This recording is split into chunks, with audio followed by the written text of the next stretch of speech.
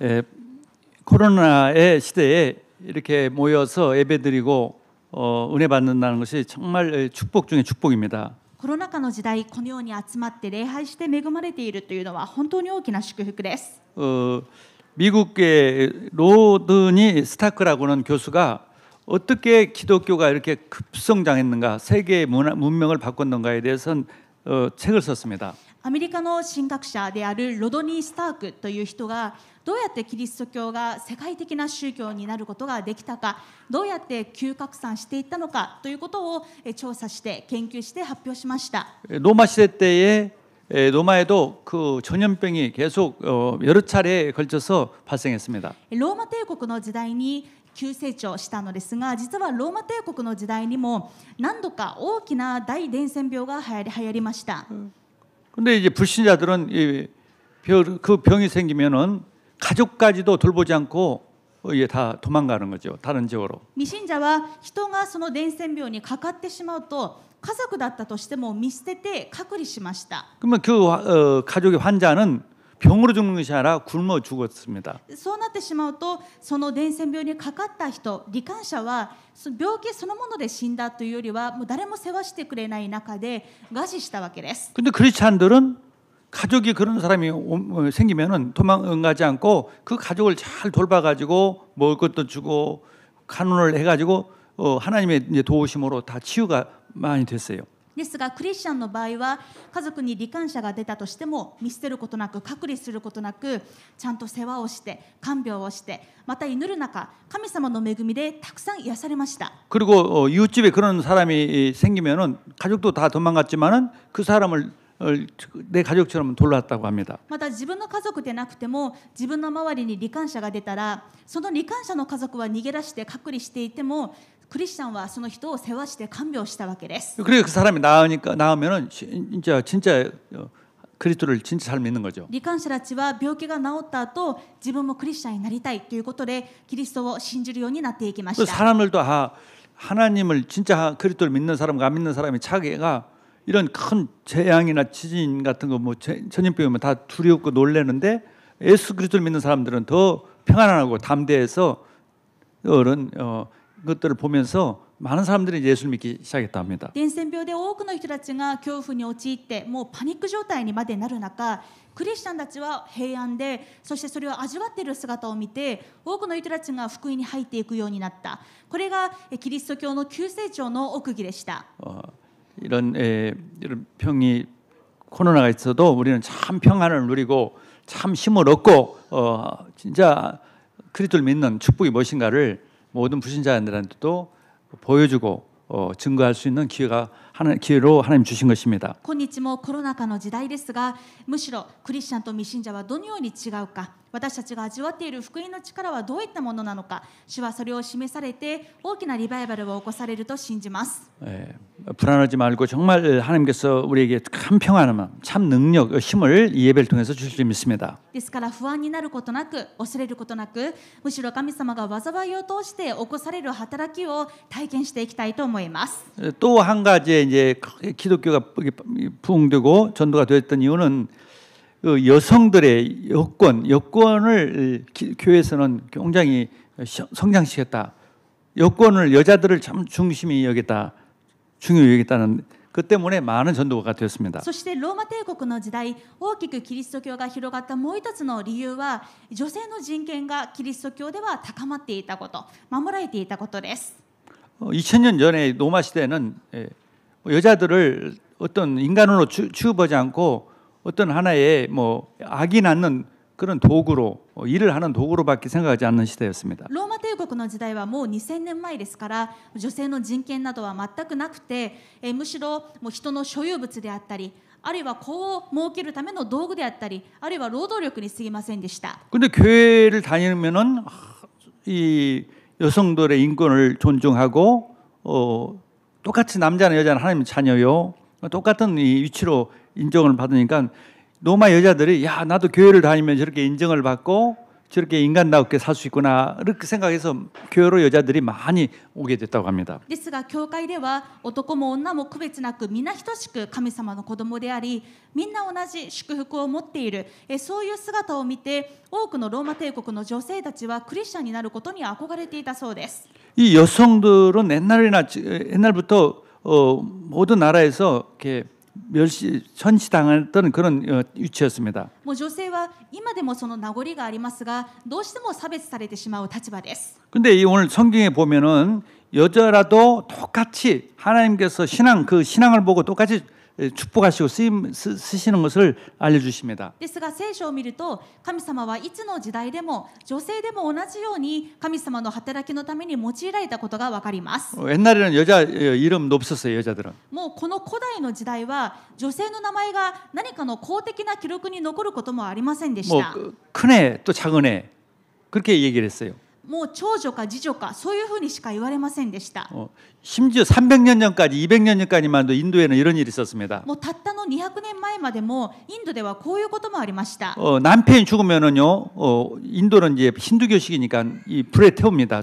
インドはヒンドゥー教ですから人が亡くなると火葬するんですが、 근데 남편이 죽었는데 여자도 같이 화장을 시켜요. 男性が亡くなったらその妻の女性もまだ生きているのに一緒に家系にする、もう一緒に火葬する、そういうしきたりがありました。 또 아기를 낳는데 첫 번째 아기가 딸일 경우는 우리 집안에 저주가 임했다 그렇게 생각해서 아이를 강에 버렸어요. 딸 아이를. また子供が生まれた時に最初の子供が息子ではなく娘だった場合は、この娘は我が家門に災いをもたらしたと言って、その生まれた娘を川に捨てました。 불과 200년 전까지만 해도 인도가 그랬다니까. つい200年前まであったことです。 그때 선교사들이 가서 그것을 전부 다 나쁜 그 악습을 다 막았습니다. そういう悪いしきたりが当たり前になっていったんですが、インドに行った宣教師たちがそういう悪い習慣、風習、しきたりを止める働きをします。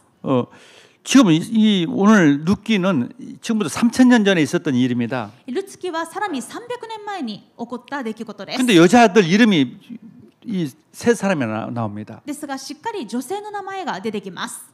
불과 몇백 년 전만 해도 한국에도 100년 전, 200년 전만 해도 여자들 이름을 안 만들었어요. もうほんの数百年前までもう韓国でも日本でも公的な文書に女性の名前が載ることはありませんでした。 호적이라는 것이 만들면서부터 그때부터 의무적으로 호적은 다 해야 하니까 그때부터 여자들 이름을 지었습니다. 戸籍制度というものがなる中で、もう最初はもう1番目、2番目というふうにしか言われていなかったのに、しっかり名前をつけるようになっていったのです。 근데 이게 3,000년 전에 성경에는 여자 이름이 있다니까. ですが聖書は3000年前から女性の名前を残しています。 그 여자들에 의해서 이스라엘 역사가 바뀌었다는 스토리예요. しかもその女性たちを通してイスラエルの歴史が変わったというストーリーがルツキです。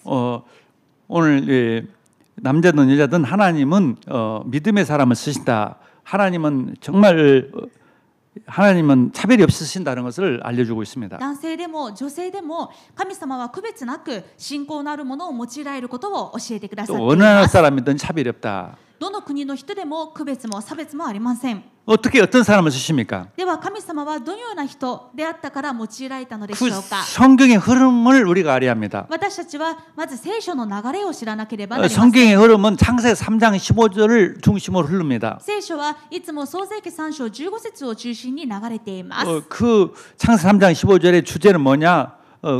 여자의 후손으로 그리스도가 오셔서 사탄을 멸하시겠다는 약속입니다. では創世記3章15節はどういう内容かというと、女の子孫キリストが来られてサタンの頭を踏み砕くということです。 그래서 인간을 구원하겠다. そしてサタンの奴隷になっている人間を救い出す。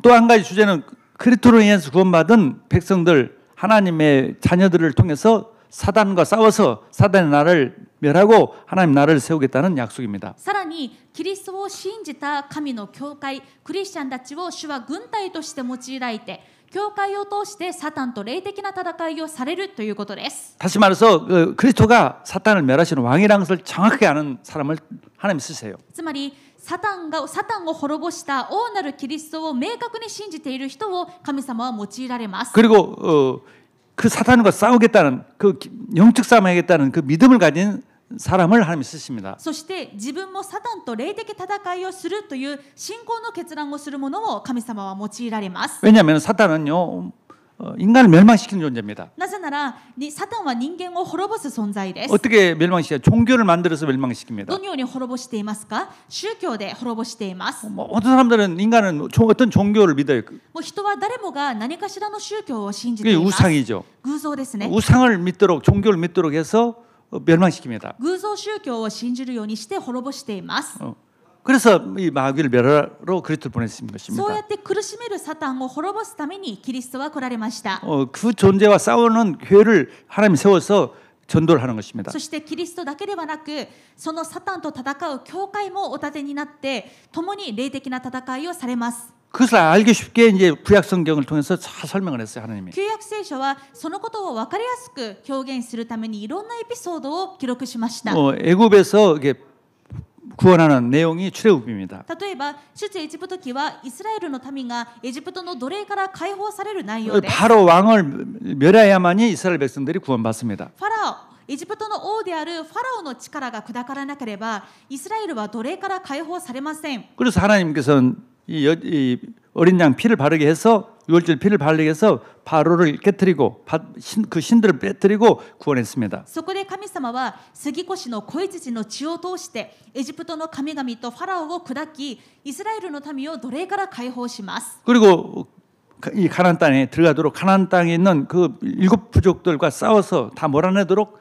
영적 싸움을 하게 했습니다. さらに出エジプトしたイスラエルの民たちが約束の地であるカナンの地に入れるようにそのカナンの地にすでに住み着いていた7つの部族との戦いに勝利させます。 그 돌아서는 또 계속 그 영적 싸움을 해서 그 주변에 있는 그 나라로부터 영향을 받지 않고 이 마귀와 싸우는 하나님의 나라를 만드는 일을 하도록 했습니다. またカナンの地に住み着いてからも周辺国家が攻めてきますのでそれに対して戦いをし勝利を得るようにされました。これはすべて霊的な戦いを意味しているわけです。 항상 주변 국가와 싸움이 있어요.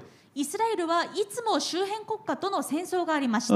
그 싸우려고 할 때 진짜 믿음으로 싸울 때 그 주변 국가는 꼼짝 못합니다. ですが向こうが戦争を仕掛けてきてもこちらが戦うという決断をするときにイスラエルはいつも勝利しました。 오직 하나님 의지하고 싸우면 승리했어요. どういうことか。ただ神様により頼んで戦おうとするとき神様は勝利をくださった 근데 わ 그 けです。 사람들이 믿는 우상을 같이 믿고 있으면 완전히 그냥 전쟁에 지고 재앙이 오고 기근이 일어나고 전염병이 생기고 그랬습니다. ですが周辺国家として戦おうとするのではなくて周辺国家の偶像を自分たちも信じて一緒に飲まれてしまって霊的な戦いを取り逃した結果今どうなっているのかというと周りの国からは攻め込まれるし伝染病が流行り飢饉が流行るそういう時代になっていたわけ 우리가 です。 지난주에 했던 사사기 내용은 싸우지 않으니까 계속 주변국으로부터 공격을 받고 고통을 받았다는 내용이 사사기 내용입니다. 先週見た詩式はこのことの繰り返しです。周辺国家つまりサタンとの霊的な戦いをしないときにいつも攻め込まれて苦しんだということです。 우리 신앙생활이 그렇습니다. 마귀와 싸우지 않으면요 또 마귀한테 속고 당하고 고통이 옵니다. 信仰生活はそういうものです。私たちがサタンとの霊的な戦いをしないとむしろサタンに騙され働きを受け苦しむことになります。 오직 그리스도를 의지하고 오직 그리스도를 의지해서 신앙생활을 하지 않으면 사탄에게 공격을 당하고 여러 가지 문제가 옵니다. キリストにより頼んで霊的な戦いをしない限りいつもサタンに攻撃されて苦しむ信仰生活になってしまいます。 예, 그때 있었던 한 얘기가 룻기 얘기예요. この詩式の時代の一つを生きていたのがこのルツであったわけです。 기근이 일어나니까 그 유다 부족으로서 예루살렘에 살고 있는 베들레헴에 살고 있는 이 엘리멜렉이라는 사람이 자기 부인과 두 아들을 데리고 모압이라는 지역으로 이사를 갑니다. 霊的戦いをしない結果飢饉まで流行ってしまってユダのベツレヘムに住んでいたこのエリメレクという人が自分の妻子を連れてモアブの地に移住しました。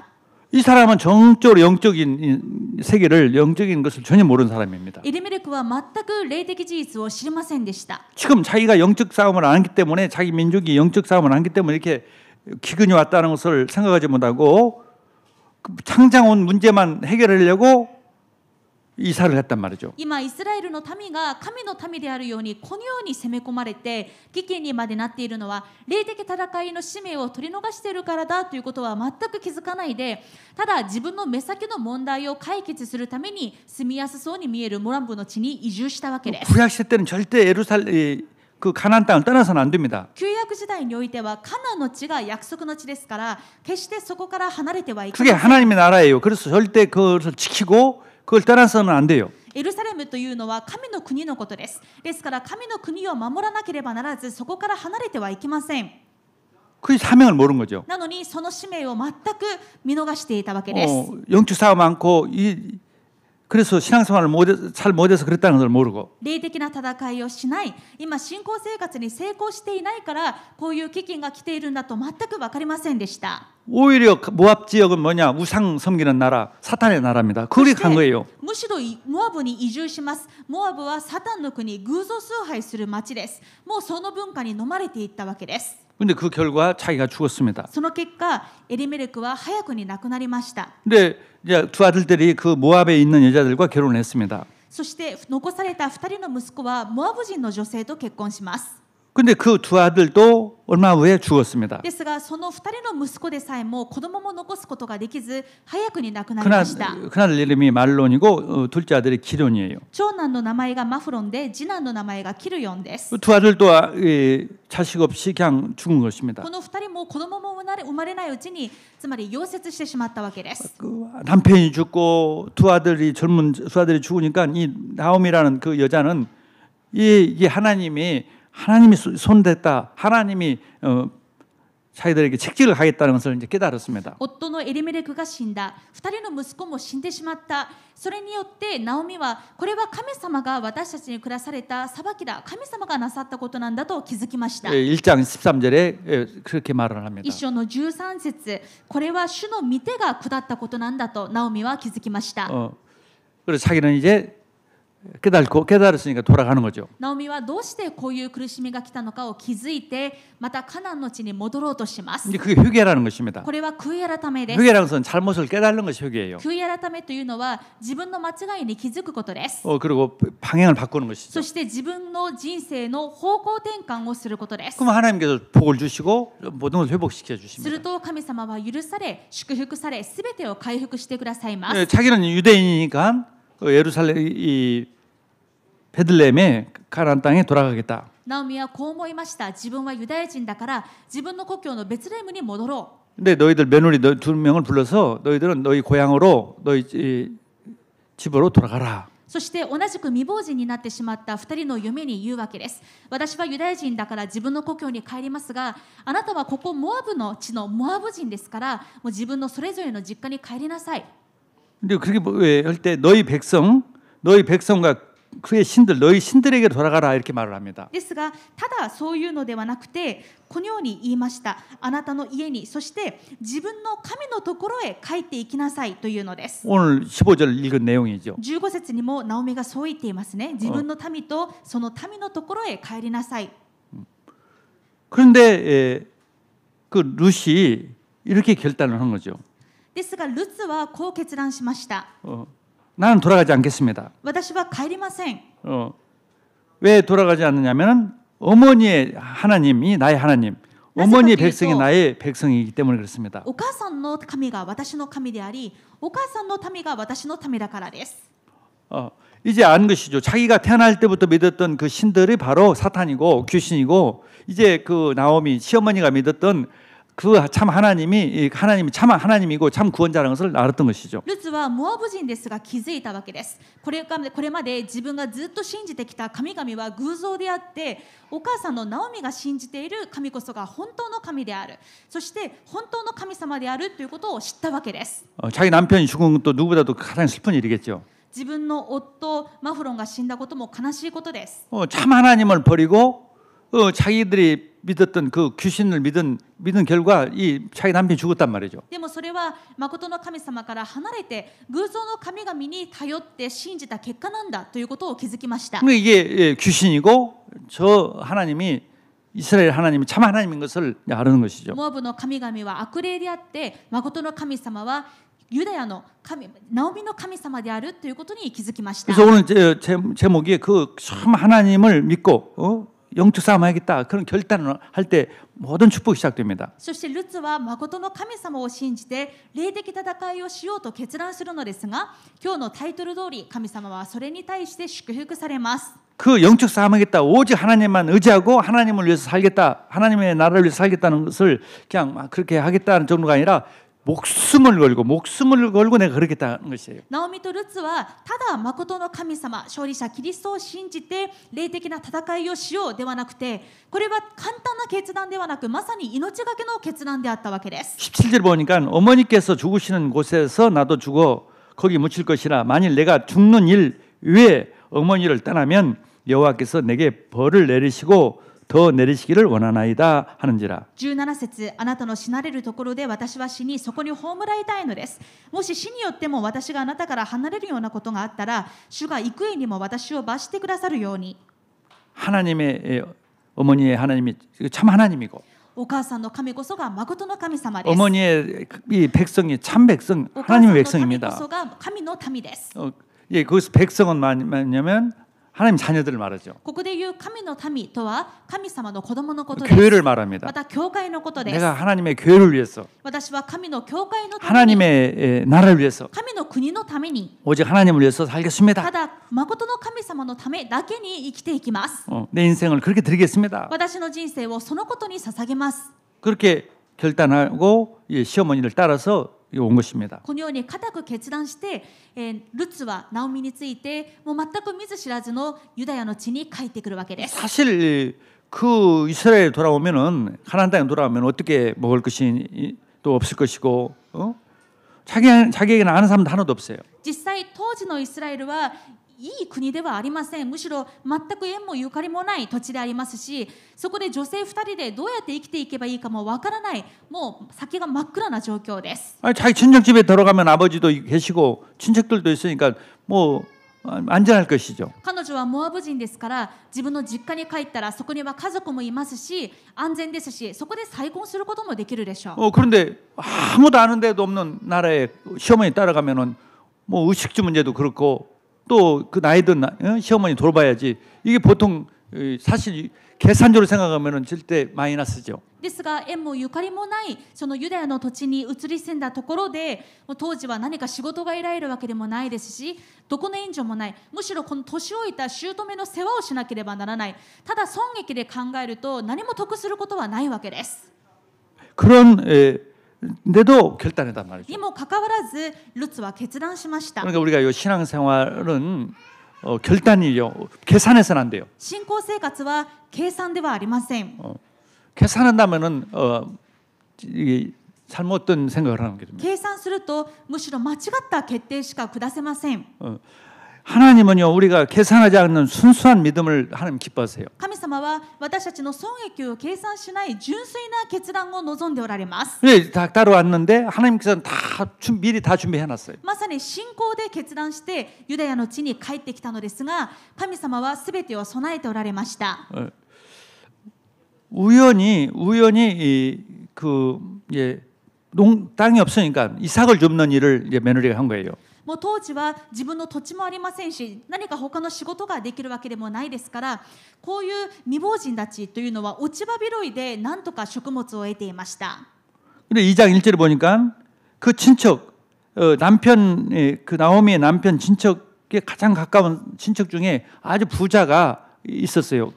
ルツもこの落ち葉拾いに出かけていったんですが、たまたまルツが落ち葉拾いをしたその畑の地主というのがこのナオミのとても近い親族であったわけです。 그 사람의 밭에 가서 이삭을 주었던 것입니다. その人の畑で落ち葉拾いをしていたのでした。 근데 그 주인이 처음 보는 여자가 이삭을 주보니까 이제 종들한테 물어본 거죠. そして地主が仕事をしているときに初めて見る女性が落ち葉拾いをしているので、彼女は誰なのかとしもべたちに聞きました。 그걸 이제 아는 거죠. そして彼女がルツだということを知ったわけです。 근데 이미 소문을 들었어요. そしてもう彼はすでにルツの話を噂で聞いていました。 오직 신앙으로 믿음으로 하나님 나라를 위해서 오직 여호와를 위해서 시어머니를 모시고 왔다는 얘기를 들었습니다. 異邦人の女性なのにただ誠の神を信じる信仰で姑を連れて移り住んできた人がいるという噂を聞いていたのです。 그래서 종들한테 그 여자에게 이삭을 많이 줄 수 있도록 여러 가지 배려를 하라고 분부를 했습니다. そしてしもべたちにそのルツがもっとたくさんの落ち穂拾いができるように配慮しなさいということを命令します。 그리고 다른 데 가서 줍지 말고 여기서 계속 다 주어라. そしてルツにも他のところに行って落ち穂拾いをしないで私の畑で落ち穂拾いをしなさいと言います。 그리고 먹을 것도 많이 주고. そしてたくさんの援助をしました。 그러면서 이렇게 12절에 이렇게 말을 합니다. そう言いながら12節でこう言います。 여호와께서 내게 행한 일에 보답하시기를 원하며 이스라엘의 하나님 여호와께서 그의 날개 아래에 보호를 받으러 온 내게 온전한 상 주시기를 원하노라 하는지라. 主があなたのしたことに報いてくださるように、またあなたがその翼の下に酒どころを求めてきたイスラエルの神主から豊かな報いがあるように。 사실 나오미 그 룻이 전혀 눈에 보이는 것은 없었지만 믿음으로 확신을 가졌던 것은 내가 참 하나님을 믿고 참 하나님의 백성들을 나라를 위해서 살면은 많은 보호를 하나님 축복 주신다는 상을 준다는 것을 알았던 것입니다. ルツは何も目に見える保証はなかったんですが、ただこういう信仰があったわけです。私が誠の神のために、そしてその神の国のために私が決断するならば、神様が必ずその信仰に報いてくださるということを信じていました。 그의 날개 아래에 보호받으러 온 내게 その翼の下に酒どころを求めてきた。 우상을 섬기와 섬길수록 저주가 오고 それまでは偶像を信じていたけれど、偶像は信じれば信じるほど呪いが来る。 마귀를 섬길수록 저주가 온다는 걸 알고 サタンに仕えれば仕えるほど災いが来る。 참 하나님을 믿고 참 하나님 나라를 위해서 살면은 모든 은혜가 축복이 있다는 것을 믿는 너에게 그런 복을 주실 줄 一 믿는다. 方で誠の神様の翼の下に酒どころを求めて、ただ神の国のために生きれば必ず答えられる。そのことを信じたルツ、あなたにその報いがあるようにと言っているわけです。 아멘. 일본에서 많은 종교들이 있습니다. この日本にはたくさんの宗教があります。 사람들은 그게 사탄의 종교, 우상의 종교를 모르고 있어요. 人々はそれがサタンの作った偶像宗教だと知りません。 그걸 믿을수록 저주가 옵니다. 信じれば信じるほど呪われます。 그런데 우리는 참 그리스도, 참 하나님을 믿고 참 하나님을 위해서 살면 교회를 위해서 하나님 나라를 위해서 살면은 모든 은혜와 축복이 있음을 우리는 믿어야 합니다. 一方で私たちはその偶像宗教を捨てて誠の神様を信じて神の国と神の教会のために生きるその決断をするときに神様が祝福して報いてくださることを信じなければなりません。 정말 의심 없이 本当に疑わず 정말 뭐 죽음이라도 내놓을 만큼 死さえも決断するほどに 그렇게 그게 루츠의 믿음이었어요. それがルツの信仰の決断でした。 하나님은 그 믿음대로 축복하셨어요. 神様はその信仰に報いてその信仰通りに祝福してくださいました。 그 아주 부자였던 그 보아스를 딱 준비해서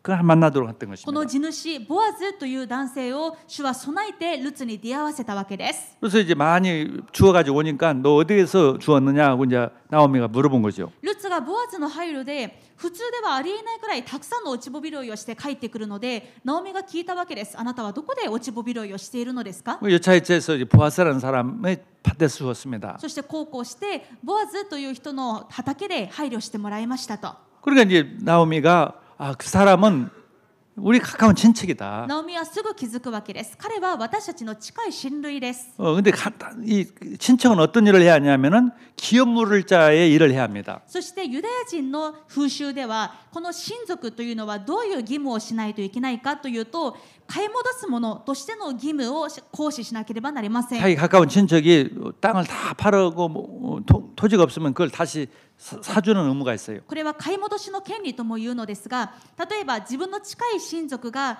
もう財産がもうなくなってしまってもう経済的に苦しくなって土地を全部売り払ってしまったとします。そうしたらその近い親族がその土地を買い戻してその人に戻してあげるそういう役割をしなければなりません。 엘리멜렉이라는 사람이 다 땅을 팔고 모압으로 이사 갔단 말이죠. どういうことか。このエレメレクというのはモアブの地に移住するときにベツレヘムに持っていた土地は全部売り払って処分したわけです。 그런데 그 사람들이 다시 그 가족이 돌아왔기 때문에 그걸 다시 땅을 사주는 이 의무를 해야 할 친척이란 말이죠. ですがナオミとルツが戻ってきたので、かつてエリメレクが全部処分した土地を買い戻してナオミに返してあげる、その役割義務をこの親類がする必要があるわけです。 또 하나는 그 집안에 사손이 없으면은 대신 결혼을 해줘가지고 그 자손을 만들어주는 그런 의무가 またこ 있습니다. ういうしきたりがありました。ある家系の男性が子供を残さないで亡くなってしまった場合、その親族がその妻ともう一度結婚をして子孫を残してあげるというしきたりです。 그것을 이 나오미가 알고 전략적으로 자기 며느리를 그 사람과 결혼시키기 위해서 이제 전략을 짜는 것입니다. ナオミはそれを念頭に置いて、ボアズがそれをするにふさわしいと思い、この2人を出会わせようとするわけです。 그래서 그 시어머니의 전략대로 이제 루치 이제 보아스가 들에서 잘 때 이제 밤에 찾아간 거예요. そして夜、このボアズが野にいるときにルツは彼のところを訪ねました。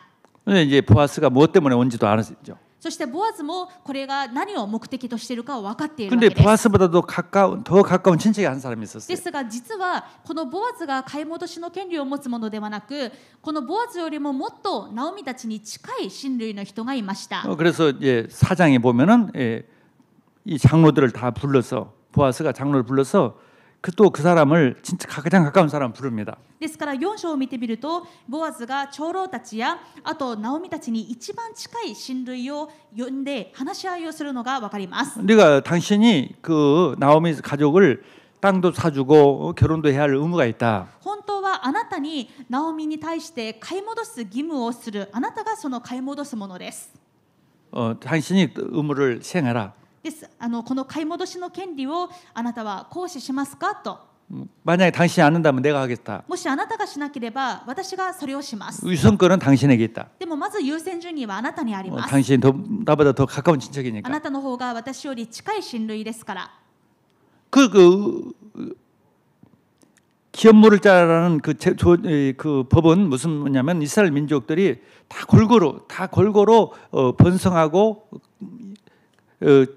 이스라엘 백성들이 다 동시에 공존하도록 하기 위한 하나님의 법이었습니다. どうしてこんな買い戻しの権利という制度があったのでしょうか。それは誰かが奴隷に転落してしまったり、もう誰かが全く財産を失ってしまうことがないように、誰もが同じく等しく繁栄して神の国を建てるために神様が定められた制度でした。 그래야 영적 싸움을 할 수 있으니까. そうしてこそみんなが強くなってこそ霊的戦いをすることができるからです。 모두가 다 강하도록 하기 위한 것이에요. 誰もがすべての国民が強くなるために備えられた制度でした。 또 한 가지 목적은 메시아가 그 민족을 통해서 와야 하니까. そして霊的な意味はその子孫の誰かを通してメシアが来られなければならないからです。 두 가지 목적이에요. ですから2つの目的がありま 창세 した。 3장 15절처럼 메시아를 보내기 위해서. 創世記3章15節のようにその子孫からメシアが生まれるのでそれぞれの家系を守るために。 또 한 가지 목적은 영적으로 싸워야 하기 そ 때문에 して 군대가 もう 되기 一つは 때문에. みんなが強くなって霊的な戦いをするため。創世記3章15節です。 근데 이 장본인으로서는 자기 재산을 가지고 남 친척을 사주하고 자기가 자기는 결혼 한 번도 안 했는데 이미 미망이 나고 또 결혼을 해야 한다는 것은 어떤 면에서 육신적으로는 손해 보는 거죠. ですが当事者としては何の得にもならないわけです。買い戻すものが買い戻したとしても自分のお金で買ったのにその土地を他の人に与えて戻してやらなければならない。また自分はまだ結婚もしていないのに未亡人と結婚してその亡くなった人のための子孫を残さないといけない。何も肉的に考えると自分にとっていいことではないわけです。 오직 믿음이 필요해요. ただこれをするには信仰が必要です。 그러니까 안 넣겠다고 했어요. ですからこのボアズより近い親類だった人はそれがなかったので自分はしませんと言いました。 근데 그 사람 이름도 안 나와요. その人はもう名前も載っていません。 근데 보아스는 네가 안 넣는다니까 이제 내가 하겠다. ボアズはあなたがしないのならば私がその義務を負います。 그러니까 그 여기서 기업물을 짜라는 단어가 이 룻기 짧은 기 안에 7번이나 나옵니다. ですからルツ記を見てみるとこの買い戻すという言葉が何回も出てきます。 약 7번 정도 約 기록됐어요. 7回ほど出てきます。 중요한 단어예요. 重要な言葉です。 우리가 다 영적으로 다 모든 성도들이 서로 강해지도록 강한 사람은 도와주는 것이 아주 하나님 기뻐하시는 일이에요. 教会全体が強くなるためにより弱い人を助ける、これは神様が本当に喜ばれることです。 또 내 자식이 아니더라도 렘넌트 3세대를 강하게 만들어야 해요. 그래서 내가 자식이 아니더라도 내 자식은 물론이고 내 자식이 아니더라도 렘넌트를 남은 자녀라도 교회 안에 있는 자녀들을 강하게 만드는 것이 하나님 기뻐하시는 일입니다. また強い次世代を立てるために自分の子供はもちろん自分の子供でなかったとしても教会のレムナント運動に使えていく、これが神様の喜ばれることです。 그 사람을 축복하시는 거예요. 神様はその信仰で犠牲して決断するものを用いて祝福されるわけです。 육신적으로 볼 때는 나만 잘 믿으면 되지, 내 자식만 잘 키우면 되지, 그렇게 생각할 수가 있죠. もう肉的にはもう自分だけ信仰があればいいんじゃないか、自分の子供だけちゃんと立ってくれればいいんじゃないか、そう思うでしょう。 그게 아니라 하나님은 하나님의 교회가 하나님의 성도들이 다 강하고 렘넌트들이 강하기를 원합니다. ですがそうではなく、神様は神の教会全体が、そしてすべてのレムナントが強く立つことを願っています。 그런 믿음을 가졌을 때 축복하세요. その決断をする信仰があるときに神様は報われ祝福されました。 그래서 그 보아스와 루스이 이제 결혼을 합니다. このように信仰の決断をそれぞれしたルツとボアズが結婚することになります。 근데 그 계보를 보면 놀라운 계보가 돼요. ですがその後に続く系図を見ると驚くべき系図へとつながっていきます。 17절에 보면은 그때 보면은 이렇게 씁니다. 17節の後半を見ると、 자 17절 읽겠습니다. 그의 이웃 여인들이 그에게 이름을 지어 주되 나오미에게 아들이 태어났다 하여 그의 이름을 오벳이라 하였는데 그는 다윗의 아버지인 이새의 아버지였더라. 近所の女たちはナオミに男の子が生まれたと言ってその子に名をつけた。彼女たちはその名をオベデと呼んだ。オベデはダビデの父エッサイの父である。 그렇죠. 남편은 죽었어요. 또 자식 2명도 죽었지만은 신앙으로 나오미가 신앙으로 자기 고향으로 돌아와서 싸우겠다고 하니까 하나님께서 그런 자녀를 줬다 이 말이죠. そうです。ルツは自分は異邦人で、しかもイスラエルの地というのは何の縁もゆかりもない地だったんですが、霊的な戦いをするという信仰で決断したとき、神様はダビデの系図につながる祝福を与えてくださいました。 남편보다 훨씬 나았죠. もう夫より強い信仰があるわけです。 나오미의 자녀가 된 거예요, 그게. そしてナオミの子供になりました。 그래서 오벳이라는 이름을 지었단 말이죠. そしてオベデという名前が付けられたわけです。 룻은 이방 여인인데 그 유대인의 축복을 받은 것이죠. ルツは異邦人だったんですが、むしろ夫だったマフロンよりもずっと信仰があって、彼女がユダヤ人以上の祝福を受けました。 그 룻이라는 이름은 예수 그리스도의 족보에 나오는 이름입니다. そしてこのルツはイエス様の系図にも名前が載ることになります。 그래서 18절부터 22절까지 쭉 그 계보를 지금 얘기하는 거예요. 18節はその後の家系の系図が載っていきます。 베레스의 계보는 이러하니라. 베레스는 헤순을 낳고 ベレツの家系は次の通りである。ベレツの子はヘツロン、 헤순은 람을 낳았고 ヘツロンの子はラム。 예, 쭉 나와서 여기서 이제 보아스부터 21절 봅시다. 보아스를 낳았고 このように続いていって21節ではサルモンの子はボアズ、 보아스는 오벳을 낳았고 ボアズの子はオベデ、 오벳은 이새를 낳았고 オベデの子はエッサイ、 이새는 다윗을 エ 낳았더라. ッサイの子はダビデである。 그 성경에 다윗의 그 왕이 이스라엘의 왕이 최고의 왕이고 최고의 인물입니다. 구약 시대 때는. このダビデは何者でしょうか。旧約時代最高の王であり、最高の信仰の人です。 왜 영적 싸움을 가장 많이 잘했던 사람이에요. なぜかというと、ダビデが一番よく霊的な戦いをした人物だからです。 그 할머니와 그 상할머니 그분들의 그 신앙들이었습니다. どうしてダビデがそうなったかというと、その祖母であるルツと祖父であるボアズの信仰がそうだったからです。 그 신앙에서 태어났단 말이죠. この祖父と祖母の信仰の中でダビデは生まれました。 보아스와 룻. ルツとボアズ。 신앙 아무 계산 안 하고 오직 하나님의 나라. もう損益を一切考えないで、ただ信仰で神の国を決断した人たちです。 하나님의 나라는요 계산 않고 정말 믿음으로 하는 것입니다. ですから神の国の決断は損益ではなく、ただ信仰で決断するものです。 그게 역사가 일어나는 것이에요. その時に宮座が起きます。 유대인 남자가 보다도 더 나은 이방 여인이 된 것입니다. ルツはモアブ人でありましたが、ユダヤ人だった夫のマフロンよりももっと信仰の答えを受ける人物になりました。 보아스도 정말 그 계산하지 않고 믿음으로 결혼한 것입니다. またボアズも損益を計算しないで自分にとっては損になることですがむしろ信仰で決断しました。 하나님의 나라를 위해서. 神の国のために。 아멘. 자, 그렇게 되면 모든 응답이 따르는 것이에요. その時に全ての答えがついてきます。 그래서 우리가 먼저 그 나라와 그 의를 구하라. ですからまず第一に神の国とその義を求めなさい。 모든 것을 더해 주시라. そうすればこれらのものは全て加えて与えられます。 영적 싸움을 위해서 그리스도를 위해서 그리스도 교회를 위해서 우리가 싸울 때 살 때 모든 응답이 오는 것입니다. 霊的戦いのために神の国教会のために私たちが決断するときに全てのものは加えて与えられます。 지금 일본의 교회 현장에 가보면은요, 이번에도 가고시마 캠프 갔는데 정말 교회가 점점 약해지고 너무 힘들다고 그렇게 말을 합니다. 一方で今一般的な教会の現状はどうでしょうか。先週は鹿児島に行って鹿児島の教会も訪問しましたがほとんどが苦しいです。 그것이 남의 일이 아니란 말이죠. でもそれは他人事ではありません。 우리가 그 일본의 교회를 돕고 정말 힘을 얻게 하고 같이 성장해야 합니다. 私たちが他の日本教会と一緒に力を受けて使命を回復して霊的な戦いに臨まなければなりません。 우리가 작년 한 해 동안 우리가 코로나 속에서도 계속 주일 예배, 수요 예배, 금요 예배를 성공했습니다. 去年1年間はコロナ禍の中でも私たちが主日礼拝、水曜礼拝、金曜礼拝に勝利してきました。 믿음이 생긴 거죠. 信仰が生まれました。 믿음으로 사는 것이다. 信仰で生きるという決断がそれぞれに皆さんがされたからです。 사탄과 싸우면서 사는 것이다. サタンと戦う生活をすると決断されたからです。 그러니까 막 응답들이 막 오는 거죠. その結果どんどんいろんな答えがありました。 우리 작년 한 해 동안 살면서 체험을 많이 했어요. 去年1年間コロナ禍の中で神様の守りをたくさん体験されたと思います。 많은 축복을 체험했어요. たくさんの祝福を体験しました。 그 축복을 그 방법을 우리 각 지교회도 똑같이 은혜를 받고 똑같이 힘을 얻도록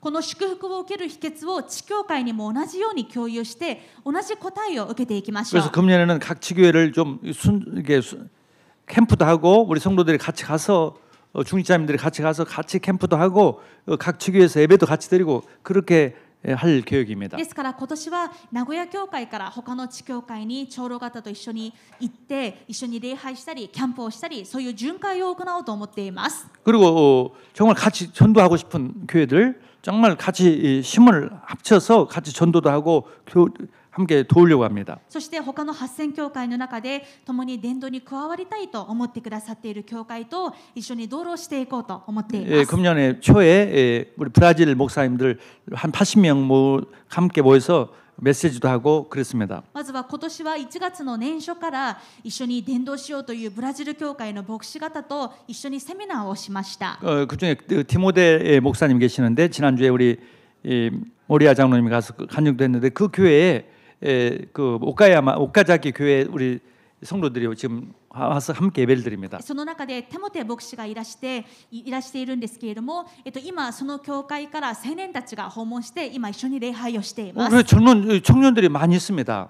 ブラジル教会にたくさん若い青年たちがいます。 저 사람들은 일본말로 할 수 있어요. この青年たちはブラジル語もできますし、また日本語もできます。 그런데 영적 싸움하는 방법, 믿음만 더 심어주면 아주 일본에서 큰 일을 할 수 있어요. ですから一緒に信仰の決断をして霊的な戦いに勝利するこの奥義を共有すると一緒に大きな力になることができます。 하나님은 일본 사람이냐, 뭐 브라질 사람이냐, 한국 사람 그걸 보지 않습니다. 神様は日本人かブラジル人か韓国人かそれは問われません。 여자냐 남자 그걸 보지 않아요. 男性か女性か立場も問われません。 하나님의 나라 위해서 どれだけ神の国を思っているか、 영적 싸움을 하는 사람을 どれだけ霊的戦いを使命として掴んでいるか、 오늘 축복하시는 そ 것이에요. のものを用いられ祝福されます。 그것을 알면 응답을 받게 되어 있습니다. この奥義が分かれば答えられます。 그래서 우리가 이제 금년에는 그럼 우리 지교회와 또 여기 일본에 있는 교회들을 섬기는 함께 전도할 수 있는 그런 것을 방향을 틀고 우리가 기도하길 원합니다. ですから2021年は地教会と共に同労する、そして他の8000教会と共に同労する、このことを方向性として進んでいきます。 육신적으로 생각해서는 안 되는 거예요. 肉的に考えると何もできません。 보아스처럼 생각하는 거예요. ボアズのように考える必要があります。 아멘. 같이 나눠주고 같이 힘을 얻도록. 共に分け合って共に強くなることです。 예. 그래서 세 번째로 그러면 우리가 은혜를 받아야 합니다. そのためには3つ目、恵みがなければできないことです。 은혜가 없으면 할 수 없어요. 恵みがないとこのようなことはできません。 어떤 은혜입니까? 그리스도가 우리의 모든 인생 문제를 다 영원히 해결했다. どんな恵みがあればいいでしょうか。キリストが本当に私の人生のすべての問題を解決された。 창세기 3장 15절 그 약속하신 대로 오셔서 우리 인생을 진짜 모든 문제 해결했습니다. 創世記3章15節で約束した通り来られて、私の人生のすべての問題を解決してくださっ 진짜 た。 사탄에서 우리는 영원히 이제 해방받았어요. 本当に私たちはサタンから永遠に解放されました。 사탄이 우리를 건들 수 없어요. もうサタンは私たちに手出しできません。 모든 죄와 저주가 해결됐어요. またすべての罪とそれによる呪いからも解放されました。 죄와 저주로 인해서 문제 오지 않습니다. もう罪と呪いによる問題はありません。 사망의 생명으로 옮겼어요. さらに死から命に移されました。 이미 영원한 생명 받았어요. すでに永遠な命を得ています。 하나님 자녀가 됐어요. 神様の子供になりました。 그게 우리의 구원입니다. これが私たちの受けた恵みの救いです。 그리고 우리 속에 오셔서 함께 계시는 거죠. さらに今も私たちのうちに共におられます。 하늘 보좌에 계시는 주님이 우리 속에 들어와서 함께 계시는 거예요. 天の御座に着座している方が今私たちと共におられます。 왜 그렇습니까? 何のためにですか？ 우리 대신에 사시려고요. 私たちの代わりに生きてくださるためです。 우리 대신에 왜 사십니까? 私たちの代わりにどうして生きてくださるのでしょうか？ 마귀와 싸우기 위해서. サタンと戦うためです。 마귀와 싸워서 이기게 하기 위해서. サタンと戦って勝利を得るためです。 그래서 우리가 내가 산다, 내가 내 힘으로 산다, 뭐는 이게 염려가 옵니다. 自分で生きていかないといけないと思うと、もう心配することだらけです。 우리는 이미 우리는 죽었습니다. ですが、そんな私たちはもはや死にました。 우리 안에 하나님이 내 대신 살아계세요. 私たちのうちにキリストが代わりに生きてくださってい 그 ます。 사실을 누리는 것이 기도입니다. この事実を味わうことが祈りです。 그걸 감사하는 것이 기도예요. この恵みにあふれることが祈りです。 그래서 우리는 하루에 몇 번이고 이 구원을 이 임마누엘을 예배로 기도로 누리는 것이 で 신앙생활입니다. すから一日に何度でもこの恵みの福音を味わうこと、黙想すること、それが必要です。 그래서 호흡도 하면서 편안하게 호흡도 하면서 이 은혜를 누리는 것이에요. ですからもう深い呼吸をしたり、この恵みを味わっていくわけ 내 です。 인생은 내가 사는 것이 も 아니고 う私の人生は自分で生きていくものではない。 그리스도가 내 대신에 사십니다. 何も心配する必要がない。キリストが私の代わりに生きておられるから。 하늘 군대를 동원시켜 주십니다. 天の軍隊を使わして守ってくだ 흑암을 さる。 다 결박시켜 주세요. 邪魔するサタンも全部踏み砕かれた。 천국의 배경을 天 주셨습니다. 国の背景が与えられてい 이것을 る。 감사합시다. そのことを感謝しましょう。 이것을 누리는 것이 こ 신앙생활이에요. のことを味わうのが信仰生活です。 그러면 내 마음속에서 정말 그리스도를 살고 싶다. するともう私のためにではなくキリストのために生きたい。 그게 신앙생활로 되어지는 こ 것입니다. れが信仰生活の始まりとなっていきます。 우리는 왕 같은 사람들이에요. 私たちは王です。 예수 그리스도 대신에 사는 사람이에요. イエス・キリストの代わりを務めるものです。 예수님이 우리를 대신해서 왕의 일을 하십니다. イエス様は私たちの代わりに王の務めをなさるようにされます。 그리고 제사장의 일을 하시고 そして祭司の務めをします。 전도의 일을 하십니다. 伝道の務めを主が私たちを通してなされます。 그래서 정말 우리가 그렇게 사는데 하나님은 모든 것을 더해 주시고 この信仰の決断に神様はすべてを加えて与えてくださいます。 그런 2021년 하나가 되고 앞으로 인생이 그렇게 되기를 하나님께서 계획해 놨습니다. このような信仰の決断による祝福を主は2021年備えてくださっていますし、一生の間味わっていきたいと思います。 영적 싸움에 결단할 때 모든 축복이 모든 응답이 오게 됨을 확신 갖기를 바랍니다. 霊的戦いの決断をするとき、すべての祝福が与えられること、信じて味わっていただきたいと思います。 생사화복의 주관자예요. 私たちの神様は生死家屋を動かす方です。 우연한 것이 없어요. 何も偶然はありません。 우리가 잘못된 일을 갈 때는 하나님은 매로 때려서 우리를 돌아오게 하고 私たちが間違った道を進んでいる時には鞭を打たれて正しい道に返してくださることが 우리가 あります。 결단할 때 모든 것을 다 더주셔요. 私たちが悔い改めて決断するときに全てを加えて与えられま 모든 걸 す。 회복시켜 주세요. 全てを回復してくださいます。 그런 은혜가 모든 성도들에게 넘치기를 주의 이름으로 そ 축원합니다. の恵みが生徒の皆さん全員に豊かにあふれることを願います。 아멘. お 기도하겠습니다. 祈りします。 하나님 감사합니다. 父なる神様感謝します。 주님께서 저희들에게